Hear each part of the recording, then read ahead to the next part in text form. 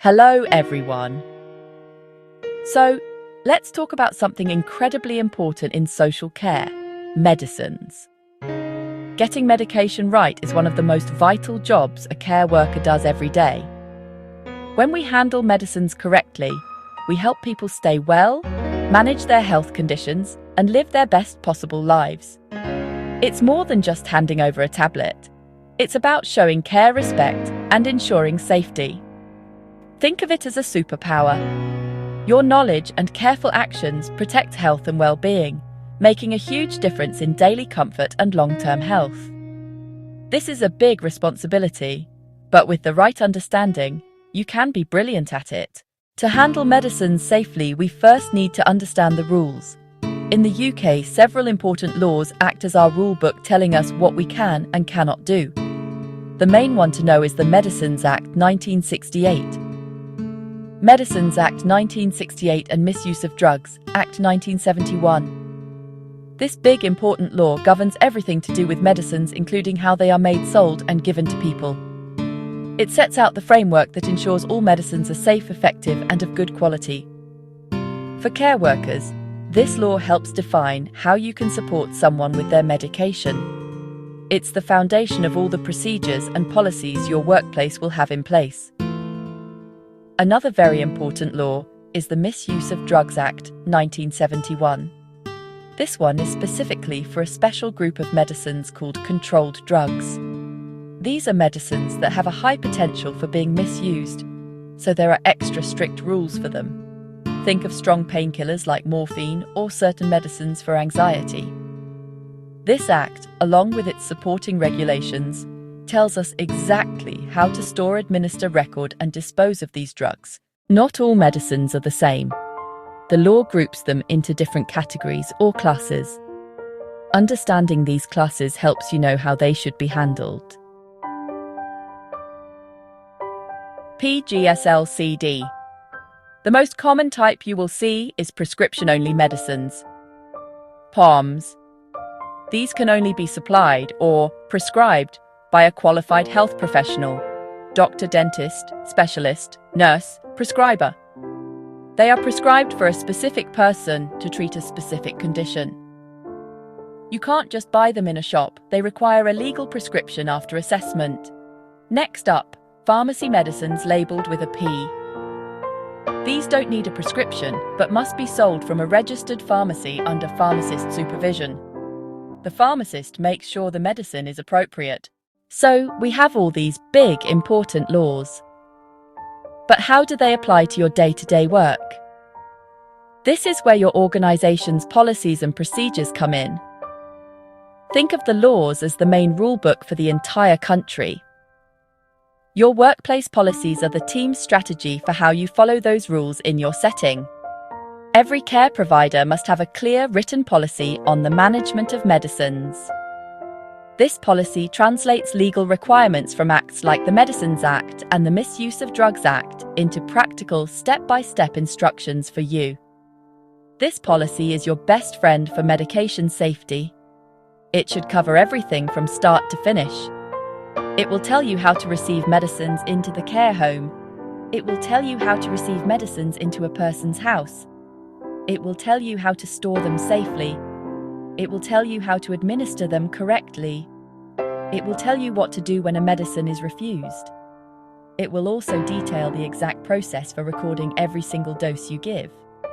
It will show you the Medication Administration Record, or MAR, chart. Following this policy isn't just a good idea, it's a requirement of your job. It ensures everyone on the team acts in the same safe, consistent way. Policies are designed to comply with law and promote best practice to keep people safe. In your role as a care worker, you will come across a wide variety of medicines. It's helpful to be familiar with some of the common types. For example, you will frequently see painkillers, also known as analgesics, paracetamol, codeine, morphine. Another common group is antibiotics. They are used to fight bacterial infections. It is vital that people finish the entire course of antibiotics, even if they start to feel better. You might also support people with their medication for long-term conditions. For instance, individuals with diabetes may need insulin injections or tablets like metformin. People with high blood pressure often take antihypertensives. You will also see medicines for heart conditions, like diuretics, sometimes called water tablets, or anticoagulants like warfarin, which help to prevent blood clots. Knowing what a medicine is helps you understand its importance. While medicines are designed to help, they can sometimes cause unwanted effects, side effects, or adverse reactions. Some reactions can be mild, like a slight feeling of nausea or a dry mouth. However, some can be much more serious. Look out for skin rashes or hives, swelling, especially of the face, lips, or tongue, dizziness, confusion, or difficulty breathing. These could be signs of an allergic reaction, which can be a medical emergency. Managing medication safely is a real team effort, with different professionals playing specific roles. The process starts with a prescriber, a qualified healthcare professional who can write a prescription, general practitioner, a GP, hospital doctor, dentist, specialist nurse, pharmacist, an independent prescriber. They assess the person, they diagnose the condition, they decide which medicine and what dose. They create the instruction everyone follows. Once the prescription is written, it goes to a dispenser, usually a community or hospital pharmacy. Pharmacist and their team read the prescription. They select the correct product. They label it with the person's name. They label it with the name of the medicine. They label it with the dose.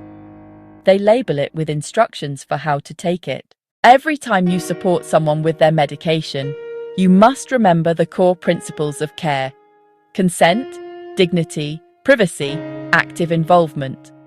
Before you give any medicine, you must gain the person's consent.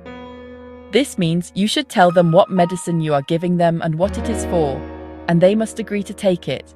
If they say no, you cannot force them. Refusing medication is a person's right. If this happens, you should respect their decision. Try to find out why they are refusing. Offer it again a little later. Record and report the refusal according to your policy. Giving medication should always be done in a way that promotes dignity and privacy. All medicines should be stored securely in a locked cupboard or trolley, as detailed in your workplace policy. Controlled drugs need even more security, often in a double-locked metal cabinet bolted to a wall. You must also pay attention to storage instructions, like keeping certain medicines in the fridge. Finally, let's bring it all together. Safe, legal, ethical medication management is a shared responsibility. It starts with the prescriber, moves to the dispenser, and ends with you, the care worker, providing direct support. But it also includes the person taking the medicine, who should be actively involved in decisions about their health wherever possible. By following the law, adhering to your policies, using the right equipment, and always acting with respect and compassion, you play an essential role in this team. You are the guardian of safety at the point of care, and your diligence helps people to live well and stay safe. That is something to be very proud of.